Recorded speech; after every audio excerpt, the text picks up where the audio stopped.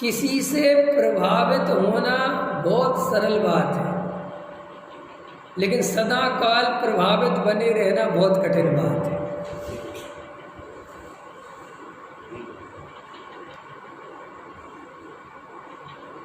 आप आज विवेक जी से प्रभावित हो गए, विवेक जी आज तो आपने मेरी सारी समस्याएं, बहुत मजा आ गया आज के वचन में, बहुत बढ़िया आ गया, लेकिन ये निरंतर नहीं बना रहेगा।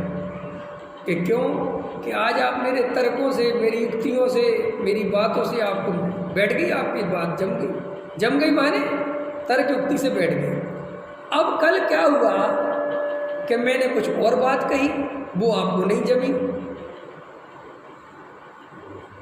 बस प्रभाव खत्म। अथवा किसी और का सुनने गए, मैंने जो तर्क युक्तियों से आपको बात बैठाई थी, उसने अपने तर्क युक्तियों से दूसरी बात बैठा दी, तो उसके पीछे दौड़ोगे, अरे विवेक जी तो ठीक नहीं, अब इधर चलो। पकड़ में आया क्या चल रहा है हमारे जीवन में? और ये इतना ज़्यादा चल रहा है कि हम किसी के सच्चे भगत भी नहीं बन पा रहे। सुशील जी हो किसी के भगत? अजय मोक्षों का और बढ़िया देखो, जिनने अपना तर्क बोले हम अपने भगत हैं। अगर तुम अपने भगत हो तो सम्यक दृष्टि हो। अब स्वीकार करो कि हूं, तो मैं घोषणा कर दूं।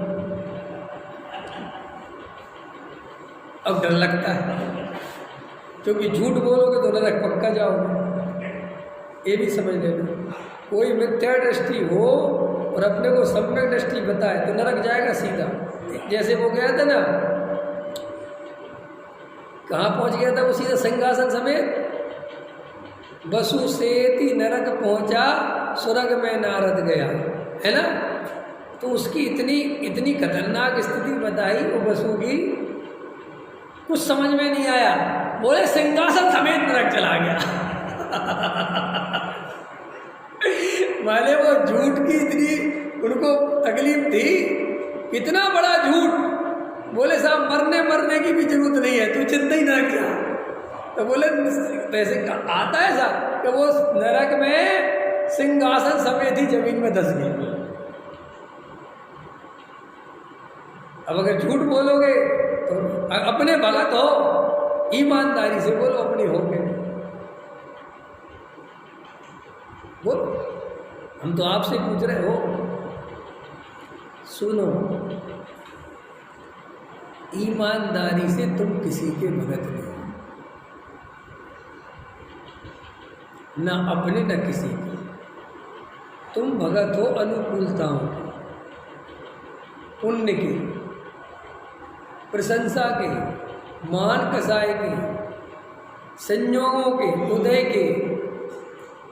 असली भक्ति तुम्हारी इनमें है, और तुम रात और दिन तुम्हारे चित्त में जो भावना चलती है वो यही चलती है कि सब ऐसा ही चलता रहे, दिन दुगना रात चौगुना फलता रहे।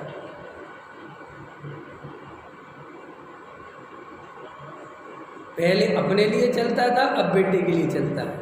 अब बेटा कहता है मैंने इतना व्यापार बढ़ा लिया, वेरी गुड, चल करो, अभी दिन है तुम्हारे, कमाओ और कमाओ। मैंने तो 2 कोठी बनाई थी, तू 4 बना के दिखा, जब मानो। ख्याल में आए कि नहीं आए?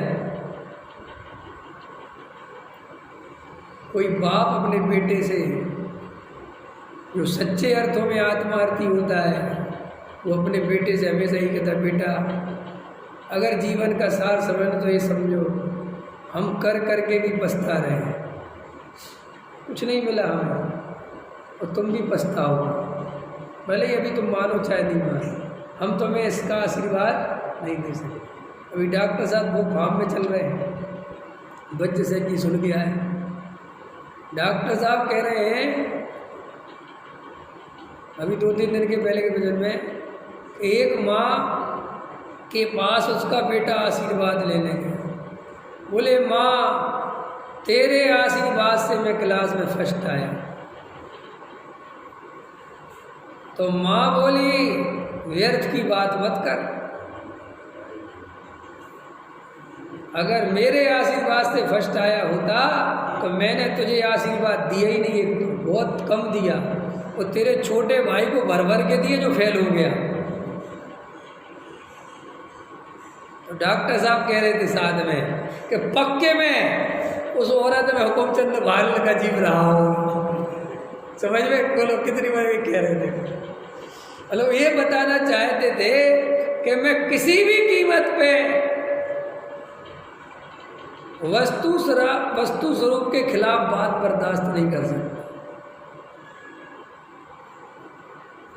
कि कोई किसी का भला कर सकता है, कोई किसी का बुरा कर सकता है पुण्य से भला होता है, पुण्य का मैं कह रहा मैं किसी कीमत पे। अभी तो बिल्कुल समझ लो अंतिम सुवास है, बिल्कुल अब तो बिल्कुल निचोड़ निकल रहा है जीवन में। वो तो अभी एक ही बात कह रहे हैं कि बस आत्मा जानो न सब व्यर्थ, एक ही बात कह रहे हैं। और मैं अभी से कहना चालू कर दिया हूँ ताकि वहाँ तक मुझे जरूरत ही नहीं पड़े कि भैया आत्मा जानो तो ही काम होगा ना। कुछ कर लो, कितने घोड़े दौड़ा लो, मूर्ख बन जाओगे, चार गति में घूम जाओगे।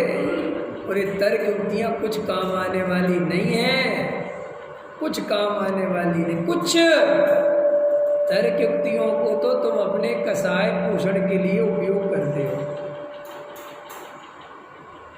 मैं इसलिए कह रहा हूँ देव जी, समझ में आ गई क्लियर। ये सब बातें वीतरागी के भगत हो गए, इससे कुछ नहीं होता। ऐसे तो हम अनंत बार हुए हैं। उस वाक्य को फिर से दोहरा लो, किसी से प्रभावित होना बहुत आसान है, सदा काल प्रभावित बने रहना बहुत कठिन है।